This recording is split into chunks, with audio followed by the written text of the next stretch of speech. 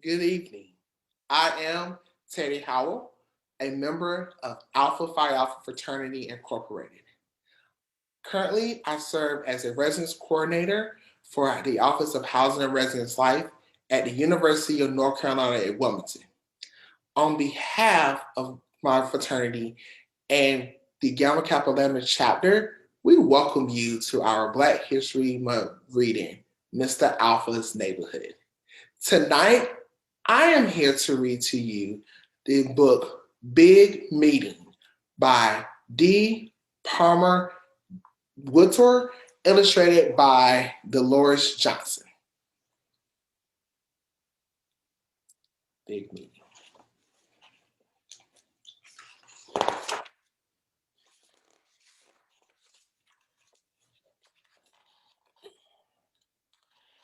Big Meeting. It happens the third week in August, in some places the second. When people get together down home is where the dirt is red, the sky is blue, and berries and wild grapes are just waiting on you.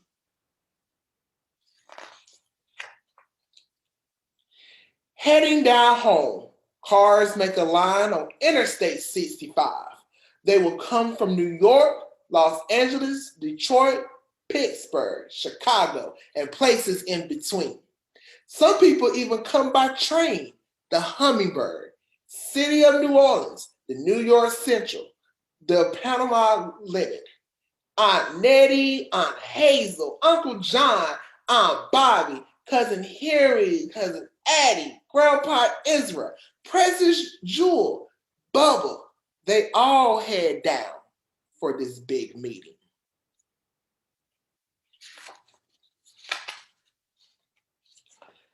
Down home for us is Okie Street, out in the middle of nowhere, it seems. Off Highway 23, across the wooden bridge at Pigeon Creek, under the trees that meet and bend to sweep our car and greet us with a bouquet of twining vines up another dusty road until, at last, we see in the clearing a white house with a porch.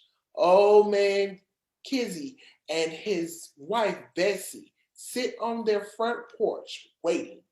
The real greetings start here when Grandma Bessie says, "Y'all come on in and stay a while." And that is just what I'm ready to do. We get out of our cars and shake off all the dust. Right away, we kick off our shoes. Down home is the place to run free.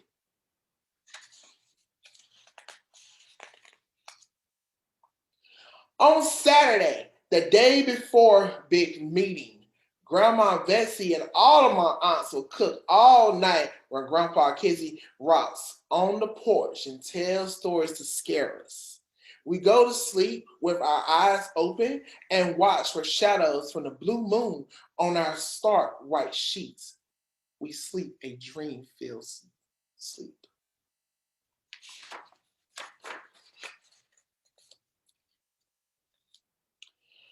When we wake, we dress up in our best clothes, tie ribbons, wear bow and tie, and shoes that pinch our feet.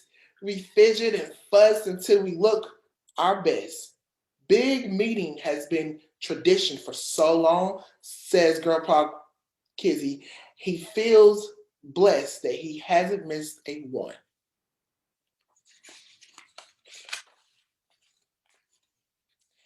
At Little Bethel AME Church, the old oak tree shades some of the cars, and those who still ride wagons circle the yard. We hardly have time to play when we are hushed and heard inside. We walk down the aisle of Bethel AME and sit in front where all the children must. Aunt Hester sits behind us. She's in charge. In the amen corner, the deacons and the deaconess quietly sit, their hands folded. If we should start giggling at old man Kinsey, who always prays too long, Aunt Hester will give us a good eyeball beating and tap on the head with her fan. Big meeting Serious business.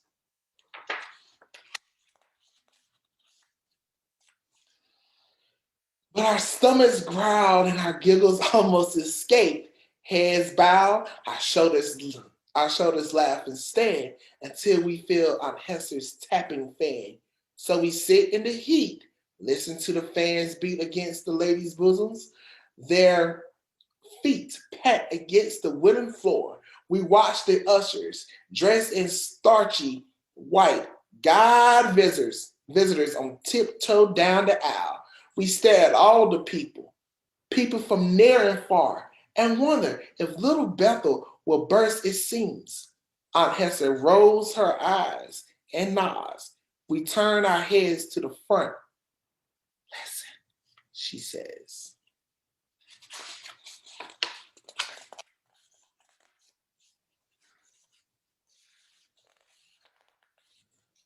A hush spreads over Bethel A&E as a tall man rises. He raises his hands as if they hold magic. He gazes, moves from one side of the church to the other, and the arms of his robe sweep open like the wings of a bird.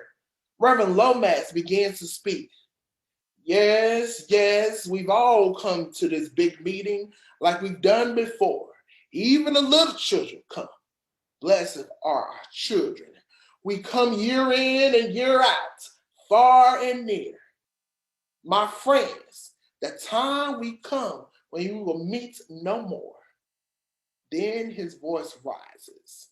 But in the by and by, we will meet again. Yes, at the biggest meeting between long ago family and friends. Our hearts pour out to those who've come and gone.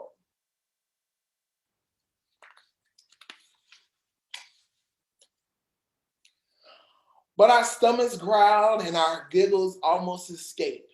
Heads bowed, our shoulders laugh instead, until we feel Aunt Hester's tapping fan.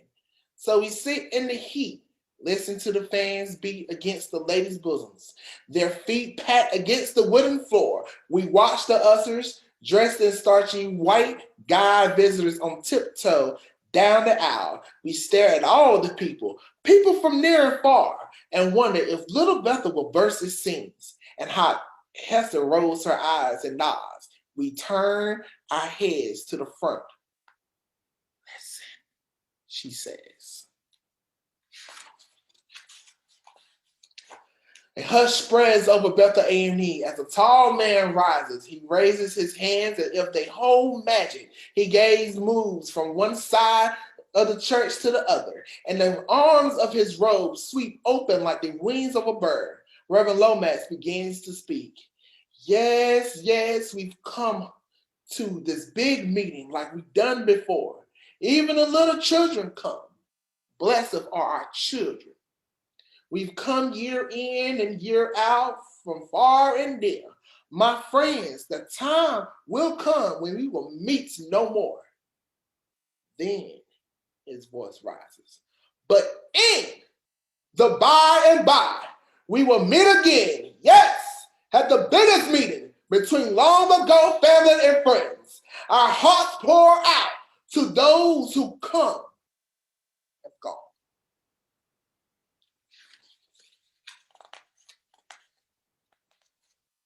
Everyone in Bethel A&E cries out, yes, yes, amen.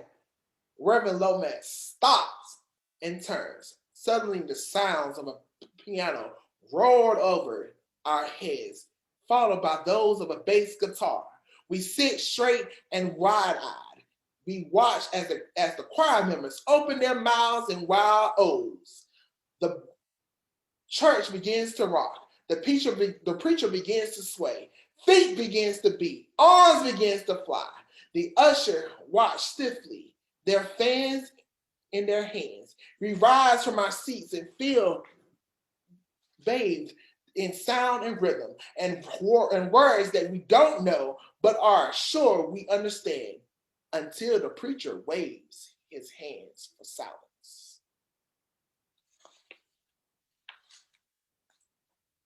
One voice continues, who can that be? Fearfully, we turn our eyes to see Grandpa Kizzy swaying from side to side, his hands on his seat, his head thrown back as he sings, Amazing Grace. And everyone joins and in as he sings a song we've heard so many times before. Quietly, we wonder why these old people love sadness so. But in the sadness doesn't last. There's joy when the visitors are called on to testify, to tell how far they've come just to get home. Some shout, "'Twas grace alone." But most say smaller things, and everybody talks some more. Down the aisle, through the church door, out into the shade of the old oak tree. Everyone in Bethel A&E cries out, "Yes, yes, amen!" Reverend Lomax stops and turns. Suddenly, the sound of the piano war over our heads, followed by those of a bass guitar. We sit straight and wide-eyed. We watch as the choir members open their mouths in wild oaths. The church begins to rock. The preacher begins to sway. Feet begin to beat. Arms begin to fly. The ushers stand, watch stiffly, their fans in their hands. We rise from our seats and feel bathed in sound and rhythm and words that we don't know but are sure we understand until the preacher waves his hands for silence. One voice continues, "Who can that be?" Fearfully, we turn our eyes to see Grandpa Kizzy swaying from side to side, his hands on his seat, his head thrown back as he sings, Amazing Grace. And everyone joins in as he sings a song we've heard so many times before. Quietly, we wonder why these old people love sadness so. But the sadness doesn't last. There is joy when the visitors are called on to testify, to tell how far they've come just to get home. Some shout, "'Twas grace alone." But most say smaller things, and everybody talks some more down the aisle, through the church door, out into the shade of the old oak tree. We stand on the church steps and watch the yard fill with hats and hugs and smiles. 100 hands hold fans and handkerchiefs, and then each other. We count to see how many hugs Aunt Hester gets from the big lady in the big hat who says, "Well, my goodness, good gracious alive, is that you?" One man has a wooden leg. There's a lady with skin as red as the dirt. There's another with moles, and a pretty girl with bluish skin and a gap in her front teeth. These people, they say, are our people too.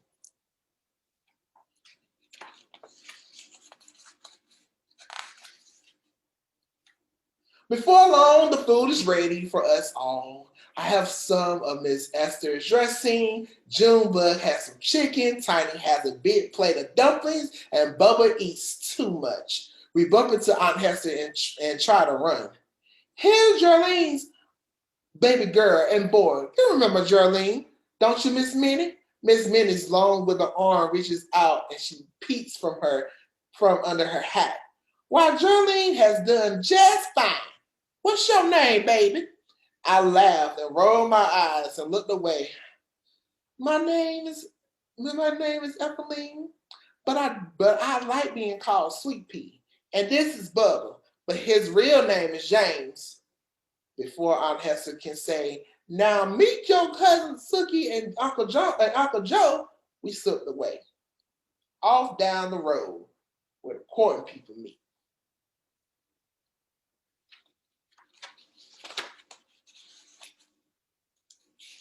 We kick our socks and shoes from our feet and run for Uncle Jim. He shouts that we're in the most trouble than we know, because Aunt Hester didn't tell us that we could go. We run away again, taking the shortcut through the old meeting room hall, out the back door, and suddenly names jump out at us from the tall white headstones, reaching from the red dirt into a blue sky. Samuel C., Matty Burrell, Daisy Jones, Infant Wendell, and Sola Kinsey. We know some of these names. Uncle Jim catches up and tells us these people are also our people. They always come to big meeting too.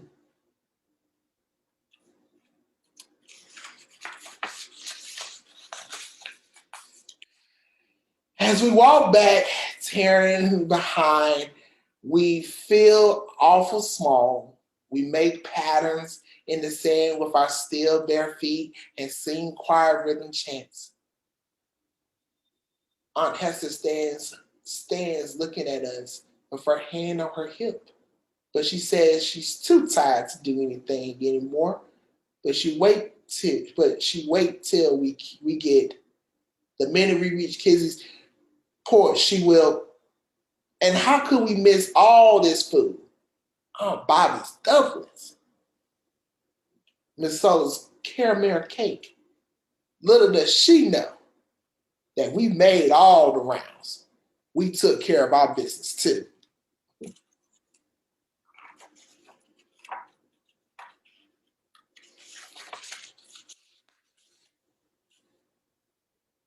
The sun is almost the last to leave at the A&E. We ride away with the windows open to cool piney breezes rising from the woods. When we reach the yard, we jump down from one last game before the moon rises behind the house. We still have one more week down home before it's time to go up south, as old man Kizzy says. A week to eat red, ripe tomatoes off the vine to catch minnows in the stream.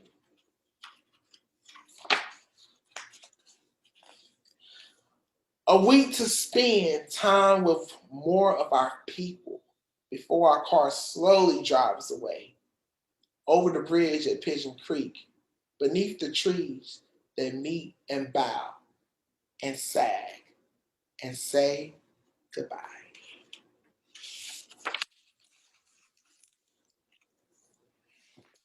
And this was The Big Meeting by D. Palmer Woodson, illustrated by Dolores Johnson. Thank you so much and have a great evening.